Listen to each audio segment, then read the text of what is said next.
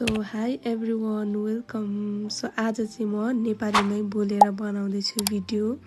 So अस्ति चाहिँ मैले एउटा इङ्ग्लिसमा बोलेर भिडियो बनाएको थिएँ अनि त्यसमा चाहिँ कमेन्ट आएको थियो कि मान्छेहरूलाई भविष्यवाणी गरिदिइहाल्नु पर्ने है।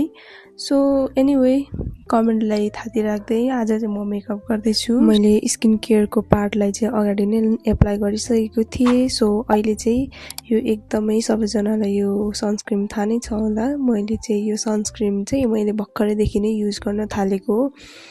सो मलाई चाहिँ राम्रै लाग्यो यो सनस्क्रिन। यो सनस्क्रिन लगाएपछि चाहिँ फाउन्डेसनहरू चाहिँ खासै नलगाए पनि त्यो फाउन्डेसन जस्तो नै देखिन्छ। सो त्यस पछाडि मैले कन्सिलर लगाएँ, इन्फा ब्युटीको हो यो चाहिँ। यो पनि मेरो वान अफ माई फेभरेट नै पर्छ। यो पछाडि चाहिँ मैले मिस रोजलाई एप्लाई गरेको थिएँ तर यो रेकर्डै भएन रहेछ। अनि त्यस पछाडि मेरो आई पार्टमा अलिअलि मस्कारा लगाएपछि चाहिँ मेरो फाइनल लुक रेडी हुन्छ। बेसिकली म हेभी मेकअप चाहिँ गर्दिनँ, मेरो मेकअप चाहिँ यति नै हुन्छ।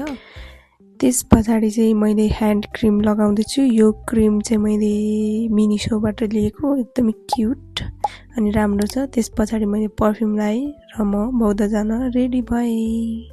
अब चाहिँ म एकैचोटि बौद्ध पुगेर भेट्छु। अनि बौद्ध चाहिँ कसको फेभरेट प्लेस हो कमेन्ट डाउन बिलो। मेरो चाहिँ एकदमै फेभरेट प्लेस हो बौद्ध भने चाहिँ मलाई एकदमै माइन्डलाई पनि एकदमै कस्तो पिस हुने अनि त्यहाँको खानेकुराहरू पनि।